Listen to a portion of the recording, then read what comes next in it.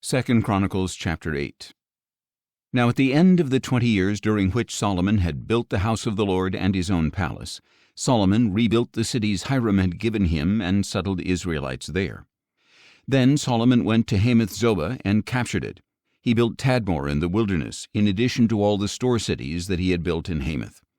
He rebuilt Upper and Lower Beth-horon as fortified cities with walls, gates, and bars, as well as Baalath, all the store cities that belonged to Solomon, and all the cities for his chariots and horses, whatever he desired to build in Jerusalem, Lebanon, and throughout the land of his dominion.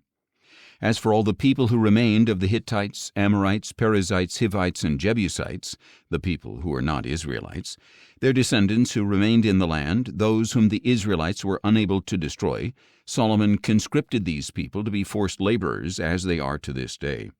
But Solomon did not consign any of the Israelites to slave labor, because they were his men of war, his officers and captains, and the commanders of his chariots and cavalry.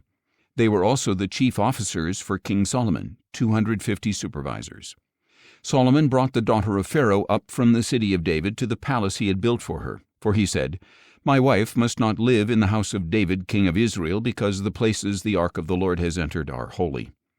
At that time Solomon offered burnt offerings to the Lord on the altar of the Lord he had built in front of the portico. He observed the daily requirement for offerings according to the commandment of Moses for Sabbaths, new moons, and the 3 annual appointed feasts, the Feast of Unleavened Bread, the Feast of Weeks, and the Feast of Tabernacles. In keeping with the ordinances of his father David, Solomon appointed the divisions of the priests over their service, and the Levites for their duties to offer praise and to minister before the priests according to the daily requirement. He also appointed gatekeepers by their divisions at each gate, for this had been the command of David, the man of God.